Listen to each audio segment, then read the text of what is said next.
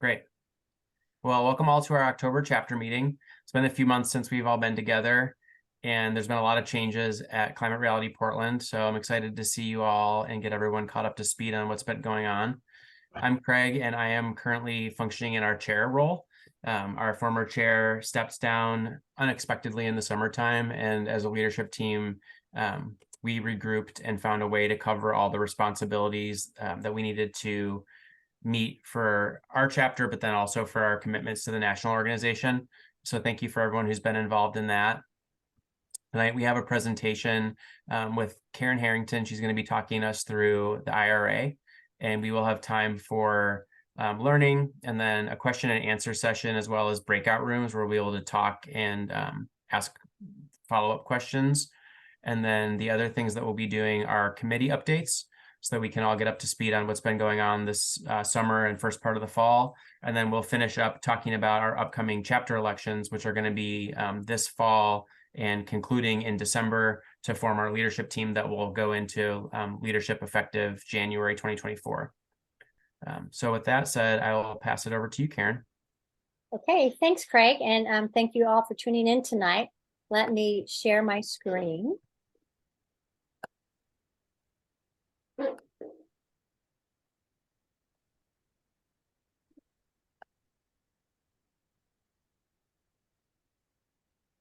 Okay, does everybody see? Yes. Right.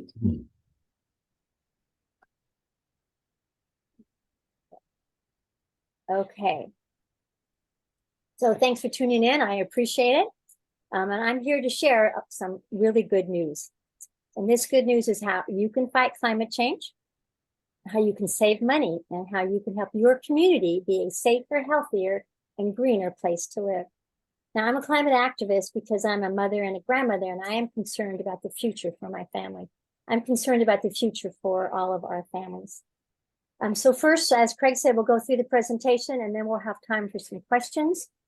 And then after that, we will have a breakout room where you can really delve into some specifics about what interests you in this legislation. Okay, so and also the slides will be available and the recording, so don't worry about writing down all the links that you see here tonight. It's a lot of information. Okay, so what is this good news? It's 3 pieces of major legislation. The Bipartisan Infrastructure Law, the Inflation Reduction Act, and the Oregon's 2023 climate legislation that just passed in June of this year. And at the conclusion of this talk, you will understand why these bills are important, how they impact all of us, and how you can take advantage of what they have to offer. Now, I think all of us are aware of the more extreme weather altering patterns that we have come to expect. How extreme heat and deeper and longer droughts are leading to devastating wildfires. And more intense rainfall is resulting in unexpected and intense flooding, often destroying entire towns. So our hearts go out to Hawaii as Maui continues to grieve their losses and how they struggle to rebuild. And we were on a recent road trip driving through the Santiam State Forest, and it reminded me, as you rounded this curve, of the devastation that is still apparent from a fire a few years ago, and that fire destroyed entire communities. But polls continue to show that Americans, they're aware of climate change, but they still don't know how they can make an impact, how they can make a difference. But they still don't understand or take advantage of this legislation that is 1 and 2 years out. So these bills, in particular the Bipartisan Infrastructure Law and the Inflation Reduction Act, they're big programs. And they are designed to tackle big problems. They aren't perfect. Some say they don't do enough, and others say that they do too much. But they are what we have. And they are the biggest climate legislation ever passed in the United States, making us a global leader. And already we are seeing the world following. So I want to just spend a quick minute on the Bipartisan Infrastructure Law, and this is known as BILL for short. It's now 2 years out. And this law makes our communities cleaner, and more resilient, and it provides jobs and improves transportation. It is the largest investment in the resilience of our physical and natural systems in American history. And these dots on this map, they represent bill projects here in Oregon as of May 2023. And this is just a subset of what the law's work is in our state. It includes things like forest restoration, air quality initiatives, brownfields cleanup, wildfire defense, flood risk management, and improvements in transportation. Bill will strengthen the grid with thousands of miles of new transmission lines, expanding clean energy and reducing costs and preventing outages. We will increase manufacturing, including batteries, solar panels, wind turbine blades, and electric vehicles. 500,000 new EV chargers will encourage more electric vehicles on our roads. This law will electrify school and city buses and ferries. And Beaverton School District right here is on board. They're getting their students excited about their new electric buses with an art contest. The bill rewards American ingenuity and entrepreneurship. It is funding development and deployment of cutting-edge technology to accelerate our transition to a zero-emission economy. The bill was just the start, but it is important for us to be aware of. IRA, the Inflation Reduction Act, is a follow-up bill that scales up our response to the changing world. And in just 1 year, the Inflation Reduction Act is responsible for over $270 billion in investments in clean energy. This is outnumbering total projects commissioned in the last 8 years. The Federal Energy Regulatory Commission, known as FERC, estimates that clean energy will generate 40% of US electric power by 2026. And they think that is an underestimation.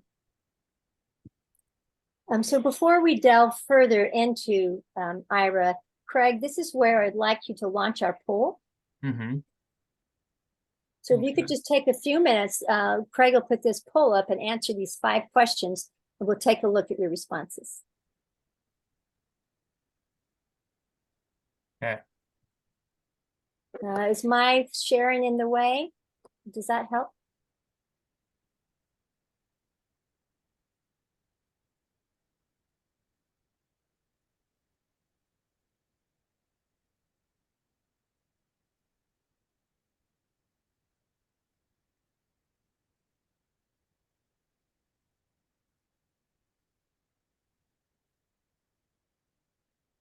Okay, I think we are there. Can you all see the results? Do you drive an electric vehicle? 56%. Do you have solar panels on your roof? 33%. And actually, I didn't, I would answer yes to all of these, but I didn't have access to it for some reason. Neither did I, Karen. I think that we're, yeah. Okay. Solar panels on your roof, 33%. Have a heat pump heating and or cooling your home, 44%. Cook on an induction stove, 33%. Hope to take advantage of the benefits of the Inflation Reduction Act, 67%. Now, these are pretty strong numbers, and I would expect less from a group of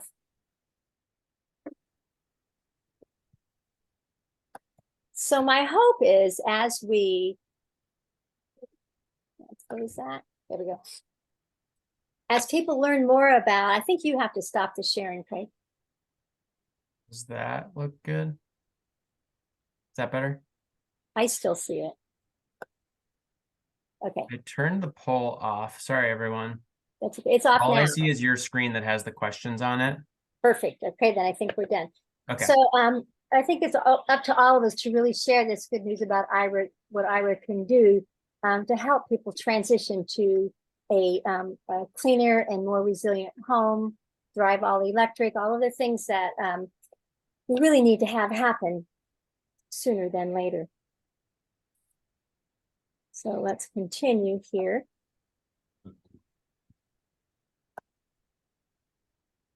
Okay, IRA. IRA is $370 billion in investments that will lower energy costs and has already accelerated private investments. It is in 44 states. IRA provides jobs, trains contractors, and promotes electric vehicle sales. This is my husband, and he's with our Tesla. And I can tell you from personal experience that once you drive an electric vehicle, I don't think you would ever go back again. It saves 40% on the cost to drive your car. And of course, it's a dramatic reduction in cost to fill it up with your energy. They're fun and they're easy to drive. And by 2030, this bill is expected to dramatically increase the number of EVs that we have on the road. IRA will also invest in $1.2 billion in large-scale clean power generation and storage just in Oregon alone. Now, this issue of training contractors is really important. I've got some personal experience with that. We have been building a high-efficiency all-electric ADU, an auxiliary dwelling unit for my mom on our property. This is really simple, 350 square feet for 2 years. Labor shortages have been a recurring issue. IRA will address these issues, providing really important job training to move this along.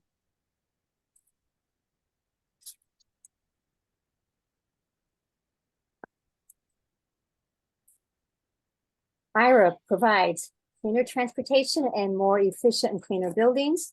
It will clean our air and our water, and switching to clean electricity will reduce our utility bills. Greenhouse gas emissions are expected to drop by 40% by 2030. Farmers and ranchers are an essential part of climate solutions, and IRA supports conservation projects. It also financially supports farmers and ranchers who've been affected by climate-fueled natural disasters. And for our homes, IRA will provide incentives supporting a home and energy audit, fund infrastructure improvements, high-efficiency appliances, and systems to go all electric. This photo shows half of the solar array on our home. And if you take a look at this, this is a graph we get from PGE, and it shows the dramatic decrease in cost already for our system. If you take a look at the graph, the red line shows the average temperature per month, and the blue bar shows what electricity cost us that for each of those months. And you can see the dramatic decrease in August, our first month where we were totally on our solar systems, the backup battery. And we're pretty pleased with that result.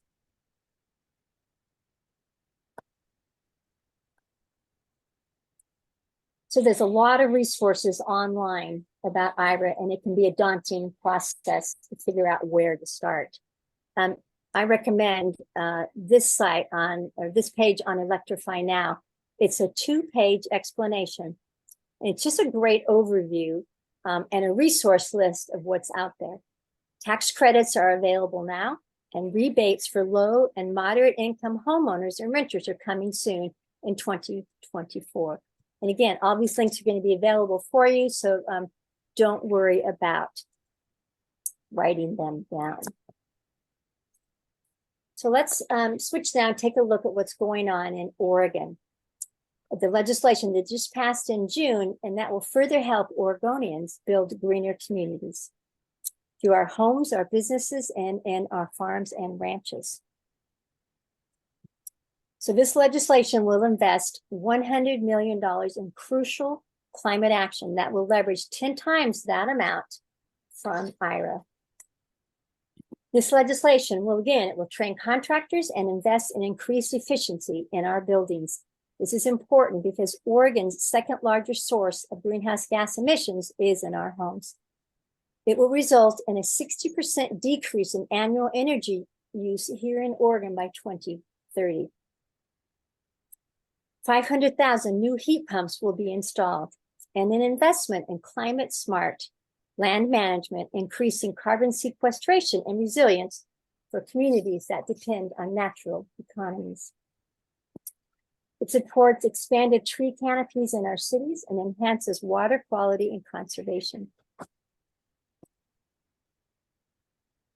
Oregon will create a one-stop shop for families and businesses to access federal, state, and local incentives, which will help everyone take part in the new economy.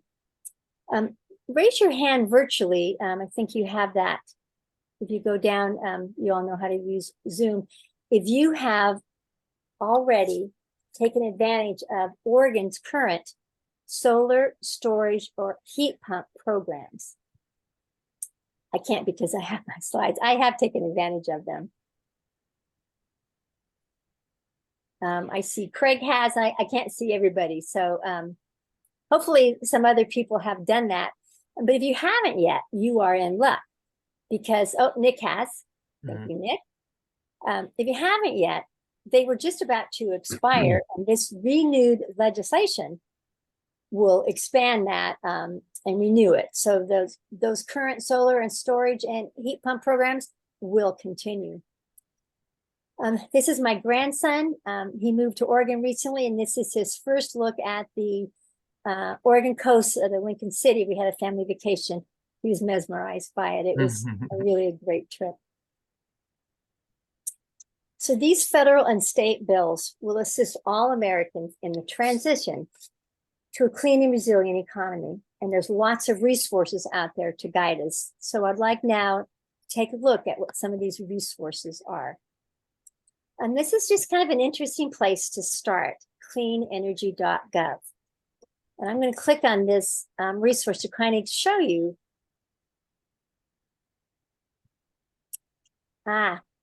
You probably can't see it, can you? Because see a quarter of it. Yeah. How's that? Better. That better? So this shows what might be a typical American home. And if you hover on these circles, you can see what savings you can have from IRA for these different projects that you might want to undertake. Anybody want to look at a particular circle? You want to raise your hand and tell me what, do you want to see what IRA will do for solar panels or for your electric vehicle? Any volunteers? Kitchen. The kitchen. Thank you, Tara. Okay, let's take a look. I'm going to have to use this. Here we go.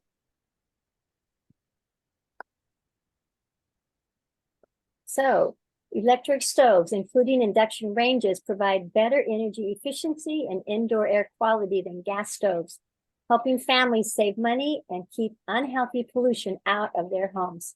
IRA provides rebates that can cover up to 100% of the cost of electric stoves, cooktops, ranges, and ovens, depending on your household eligibility.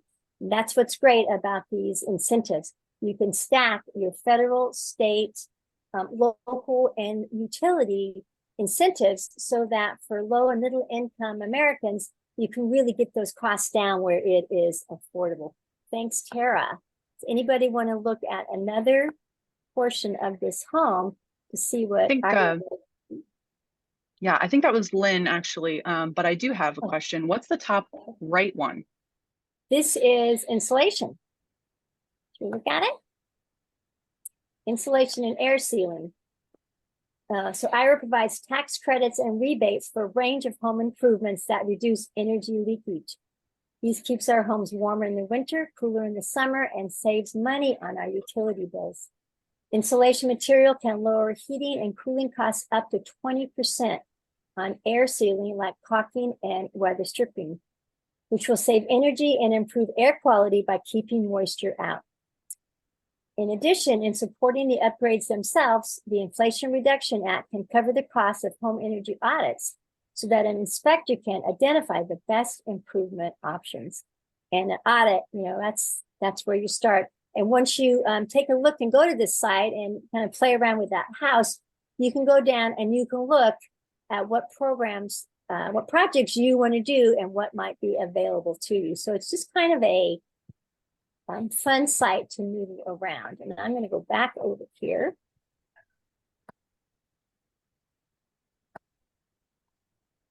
It's not go there just yet.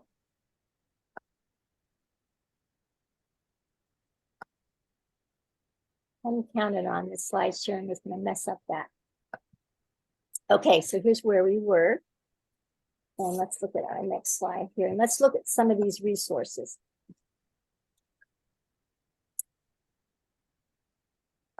Progress, there we go.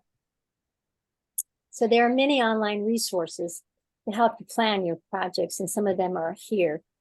Rewiring America is a great site, and we're going to come back to that. We're going to start with IRA, what it means for you. Now, on this site, it tells you gives you the federal tax credits, and it's an easy to read chart where you can see what you might qualify for. And these next links talk about electric vehicles. There's 2 of them there.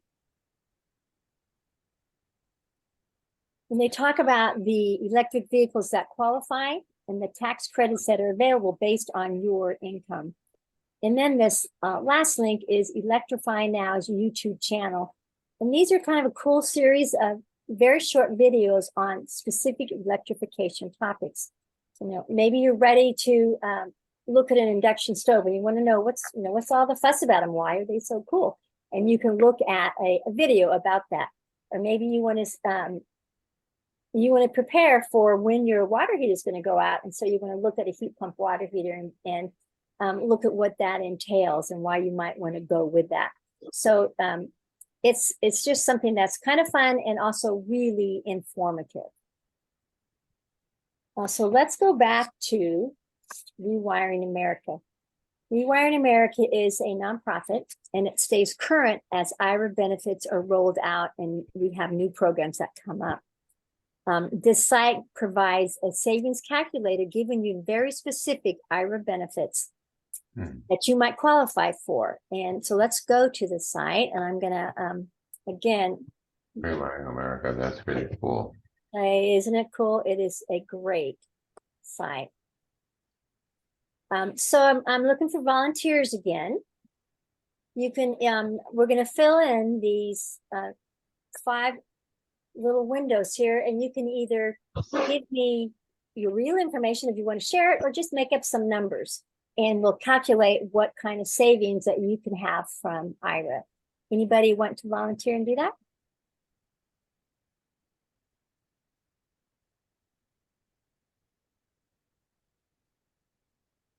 I will, Bob Ironside, sure. Great, thanks. Okay, what zip code would you like to use? 97221. 97221. Okay, and homeowner or renter? Homeowner, Homeowner. Household income? 165. 165, and your tax filing status? Yes, filing jointly. Okay, married filing jointly. And how many people are in your home? 2 people. 2 people. Okay, and that's how fast it is to use this calculator. So let's calculate and look at your incentives. So through IRA, you do not qualify for upfront discounts, but your available tax credits are $20,800. And your estimated energy savings per year are $1,400. So that is total incentives of $20,800 plus your estimated energy savings. So that's pretty significant. And this, again, you can stack this on top of Oregon, whatever your locale may have, and your utility. So it's pretty significant. Anybody else want to share? Yeah, I'll share. It's Right. Lynn. Thanks, Lynn. 97215. 97215. Okay. Homeowner, yes. Okay. Income 68. 68. Okay. Married filing jointly, that's correct. 2 people, that's correct. Okay, let's calculate. Okay, you qualify with these numbers for upfront discounts through IRA of $14,000. You also have available tax credits of $4,400 and an estimated energy savings of $1,400 per year. Total incentives of $18,400. So you can see at all different levels of income and eligibility, it really is significant what you can qualify for. I appreciate those volunteers. And you can go down and you can look at specifics that you might be interested in, what you might qualify for, what the timeline is. Everything isn't rolled out yet, and get more information on them. So Rewiring America is so simple to use, and it's really, it's just really a very cool site. I recommend it. They're doing a Hey, big Karen. survey. Uh-huh. Can you scroll down a little bit? Oh. And then if you're able to get back to that, I can get back to it. there was a link that talked about the upfront discounts. Can you open that up to tell us what an example of that would cover?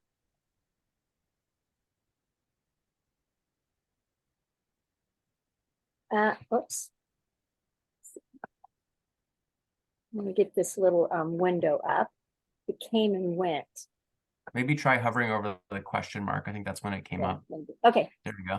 Karen, if you Uh-huh. scroll down a little further to those charts, it Uh-huh. actually spells out the amount of I believe it gives you the dollar amounts for the different upfront rebates. It does. Maybe. It does. Yeah. Yeah. So is that what you're looking for, Craig? I was just curious because we had one scenario where it was homeowner. I guess it was both homeowners. But the upfront discounts didn't pop up in the first scenario. So I was just curious what those were. It's based on your income, right, Karen? Okay. So Right. if you fall, you can look up your area's median income, and if you fall into a certain percentage of the area's median income, you qualify as either for moderate, or lower income.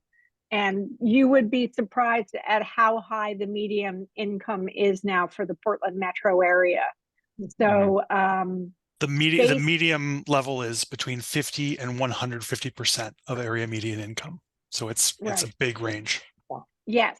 So you could qualify for potentially quite a few upfront rebates once they roll them out. Okay. And the great thing about what all of these programs are doing is they want everybody to have a chance to participate, right? So a lot of it is income based. The tax incentive will be based on your income, right? And that just makes sense with the IRS. But these discounts will really help people who maybe think that they aren't going to qualify, that they don't have a chance to put solar panels on their roof, or to increase the efficiency of their heating and cooling by installing a heat pump. Well, they will qualify, and these costs will go down to, or the incentives and the rebates will increase up to 100%, I can say this, so that everybody can qualify. And that's the real beauty of these programs, and why they are so important, and why they have a chance really to get us where we need to go as far as reducing our emissions. Anything else people want to see before I close this? Yeah, it gets very specific. And in your breakout rooms, you can come back to this site also. So, okay. Okay, thank you for those questions. So we can look into that a little bit closer, a little more detailed. So let's look at Oregon now. And again, you can stack these incentives and these rebates. So this is a very cool thing. So for Oregon, these sites will help you access what is available.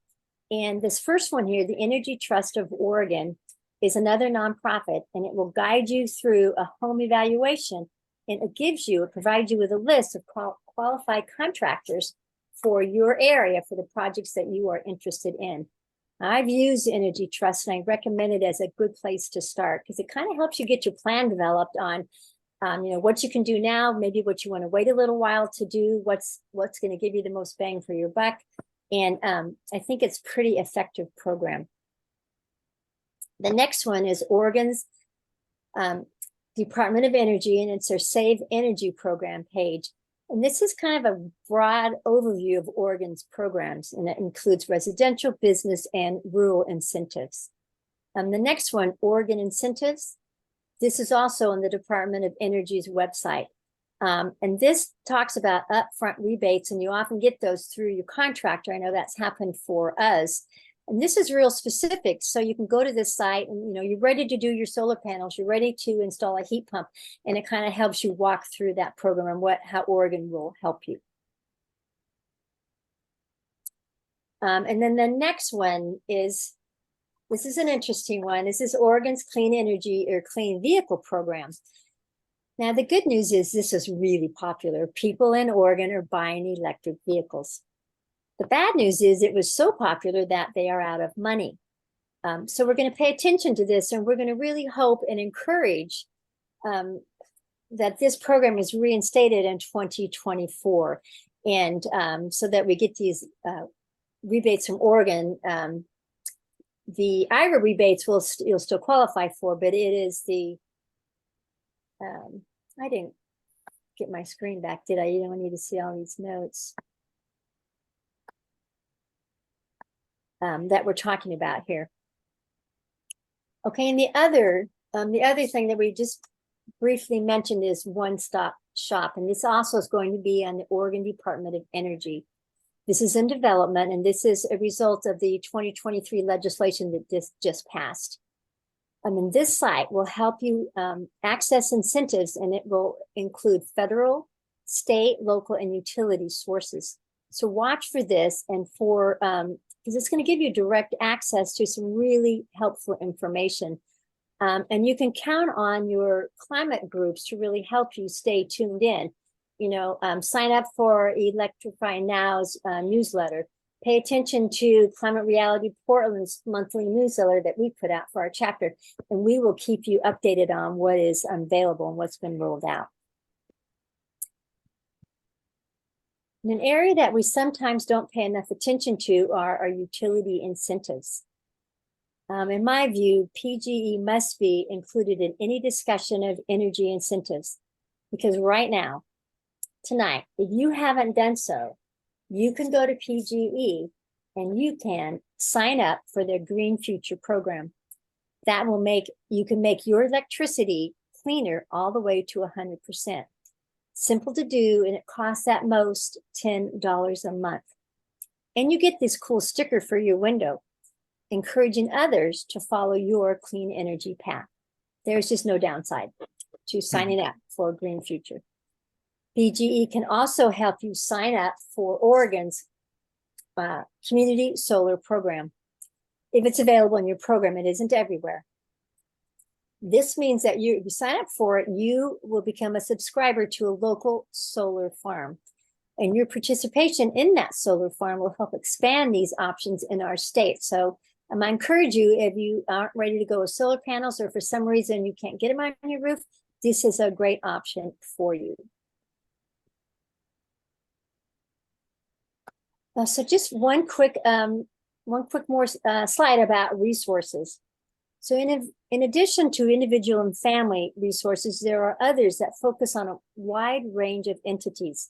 We won't cover them tonight, but I want you to know they're available, and you can access those if your network maybe would be interested in them. And then again, we mentioned Electrify Now. I encourage you to go there, sign up for their newsletter. It will keep you informed of upcoming events, and also about information about transitioning to an all-electric home. So let's look at this slide here. So why aren't all these great, easy to access savings programs that help us transition to clean energy, why aren't they being more utilized right now? What is stopping us? If you have ideas about that, I suggest that you open chat and just think those obstacles might be.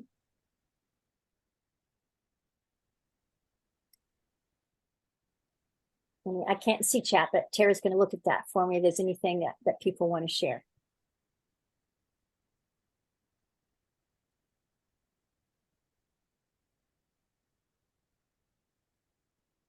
Right, you can see chat. Brian says, I'm a renter. That's an obstacle. That can be an obstacle for some, not for everything.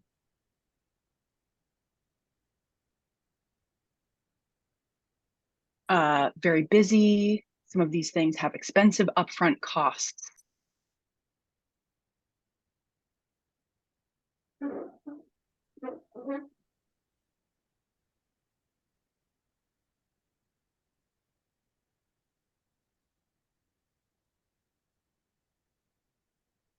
Fear of power outages if we go all electric.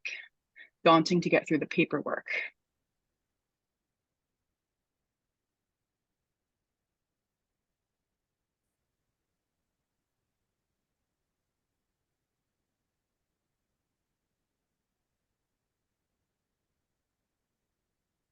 Okay, thank you.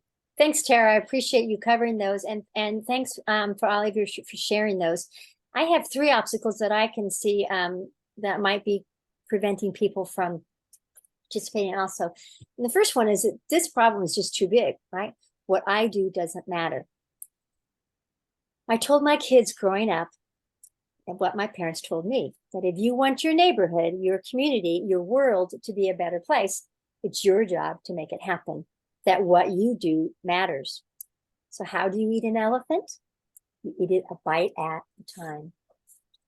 Now, I don't think this one applies to anyone here, this audience tonight, but it might out there in the community if you're talking about IRA benefits. You're not sure that climate change is real or if it is man-made. This NASA graph shows temperatures from 1850 to 2020. Natural drivers, the green line along the bottom, does not track with the increased temperature until we add in human drivers, i.e. the burning of fossil fuels. It is us. Now, actually, that is good news, because we can, if we choose, we can change human drivers. And then the next one, it costs too much to fix.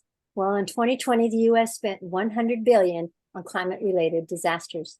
That amount represents untold hardship for millions of Americans having to rebuild their lives and their livelihoods. We see it on the news every night.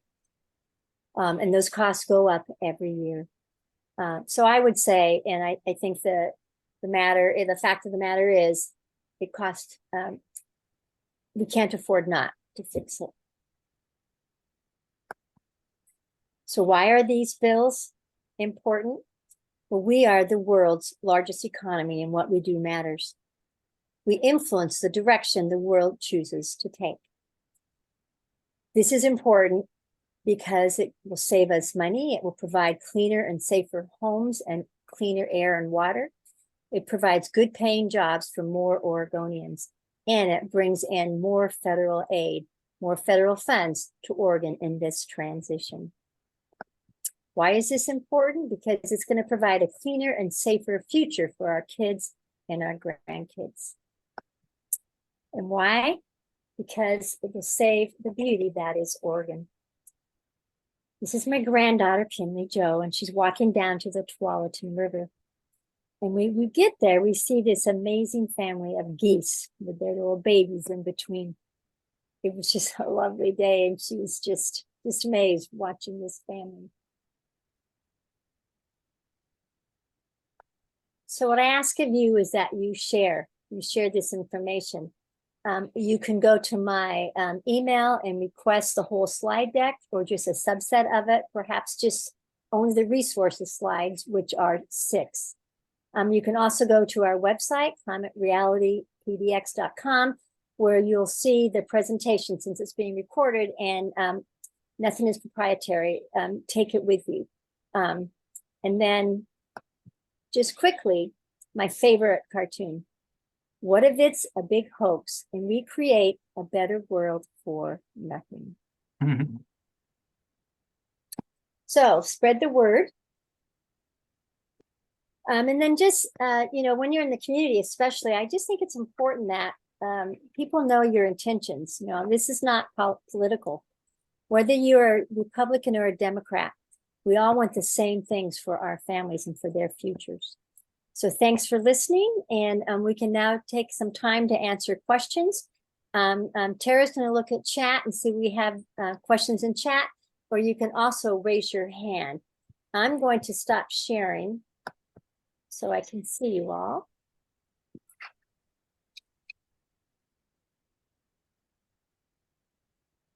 There's no questions yet. Just some information on renting for those following. Oh, great, thank you. Let me know.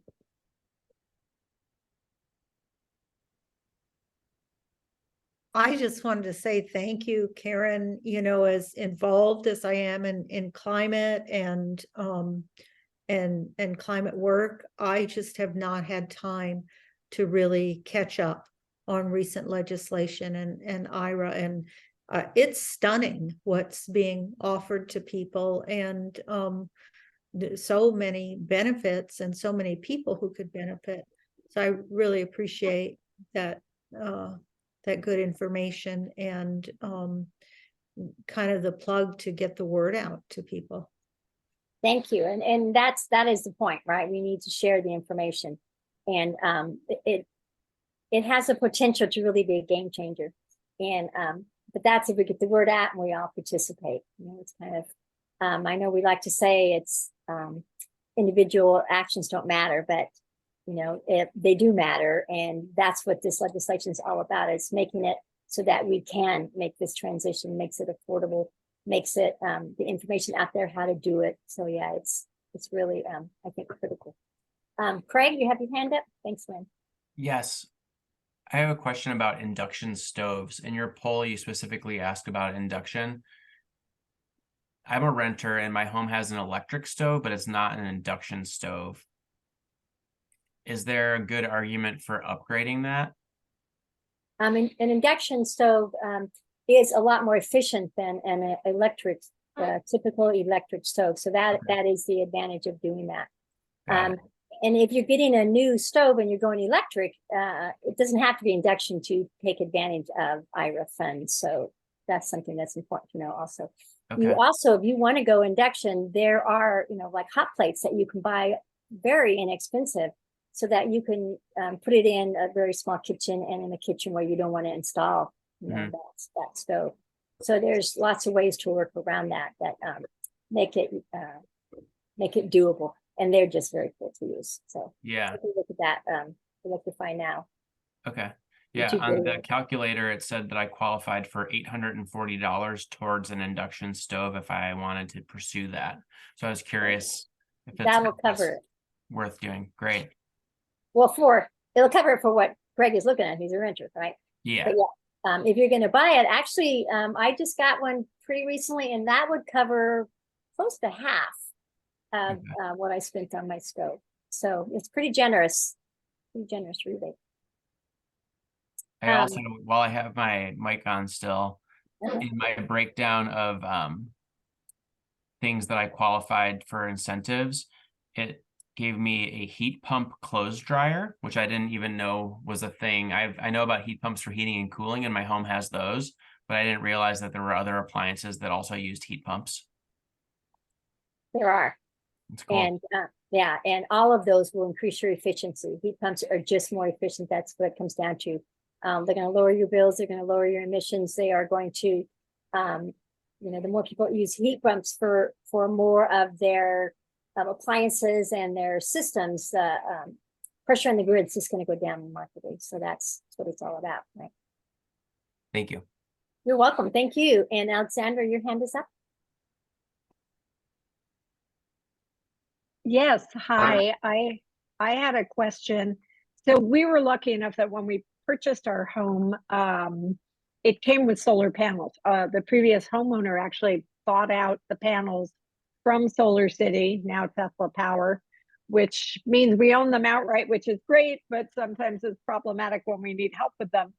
But what I've been trying to find information about, and I spoke with some people at the recent Electrify fair that took place at the Red last weekend, or 2 weekends ago. Anyway, I'm trying to find out if there are, I know that there are tax rebates and incentives for installing a new solar system, but I'm trying to find out if there's something just for getting the battery system, the storage system. Do you have any specific information about that, or can you point me in the right way? Yeah, I think it was a bit controversial at the beginning. It was, you had to pair them. That incentive was a paired deal for that that tax credit. But you can separate it now and and get it just for solar. I can't tell you exactly where to go. I don't have any of this stuff in my brain without looking at the links. But Oh, yeah, that's okay. yeah. Go to Rewired America and look at that. Okay, thank you. And Tara? Yes, you mentioned that you have an induction cook stove. Have you noticed how much more efficiency you've gotten out of it? Because I also have an electric cook stove, but I'm interested in induction.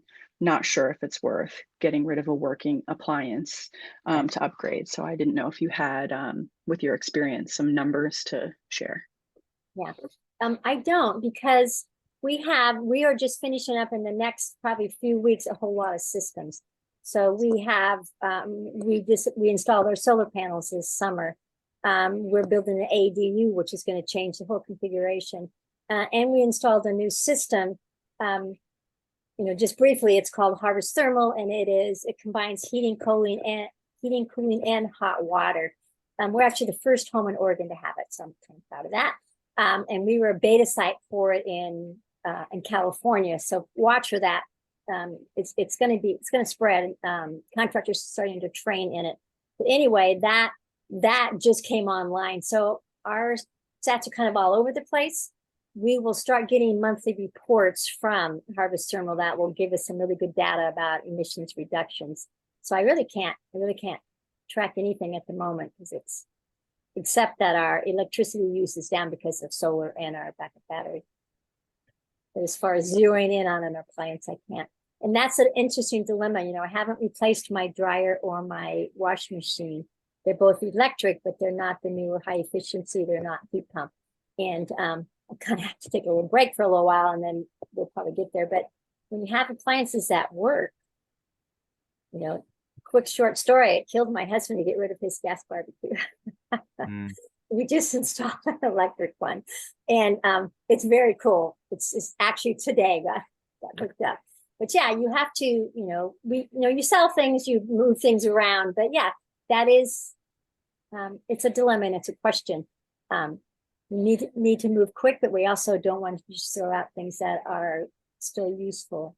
And I really don't know the answer to that. Nick? Yeah, I was just going to add to that. It's sort of going off of my comment in the chat, but one thing to consider is the embodied carbon in these appliances. A really good way of thinking about this is to make a plan for when these appliances are going to, if you're on electric already, make a plan to upgrade when they're at the end of their life. Whereas if they're a gas appliance, speed that up a little bit faster. Definitely fast enough to take advantage of the incentives as well. One of the problems for that you hear about is, say you have a gas water heater, it goes out, you want it replaced right away. You call a plumber or HVAC guy, right? And they're going to tell you, you don't want an electric one.